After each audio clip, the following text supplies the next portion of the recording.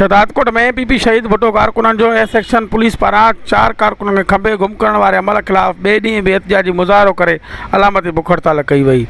शहदादकोट में Pakistan peoples party शहीद भुट्टो कारकुननि जो शहर जे सेक्शन थाणे जी पुलिस खिलाफ़ शहीद भुट्टो जे चइनि कारकुननि साजिद बिरोही, फराज़ लिगारी, गफ़ार जोयो, अब्दुल वहीद बिरोही खे गुज़िरियल कुझु ॾींहंनि खां खंबे गुम करण वारे अमल खिलाफ़ ॿिए ॾींहुं बि मुनीर बिरोही, वज़ीर खोसो, ज़ुल्फ़कार मक्सी, सिकंदर सूमरो, फ़ैद बिरोही, मुश्ताक बिरोही ऐं ॿियनि जी अॻवानी में हथनि में प्ले कार्ड पार्टी जा झंडा खणी कोटुमुड़ चौक ते एहतजाजी मुज़ाहिरो करे अलामती बुख हड़ताल कई। उन मौक़े ते अॻवाननि मीडिया वारनि सां ॻाल्हाईंदे चयो त शहर जे सेक्शन थाणे जी पुलिस कुझु ॾींहं अॻु बिना जवाज़ उमर शाह खां चांहि पीअण बाद वापसी ते मोटरसाइकिलनि जा कागज़ चेक करण दौरान ॼाणायल कारकुननि खे खंबे गुम करे छॾियो आहे, जेको मज़म्मत जोॻो अमल आहे। हिननि एसएसपी कंबर शहदादकोट समेत ॿियनि वसारनि खां मुतालबो कयो त पुलिस जी नाजाइज़ जो नोटिस वठी गुम थियल कारकुननि खे आज़ादु करे पीपी शहीद भुट्टो जे कारकुननि में पखिड़ियल बेचैनी ख़तमु कई वञे।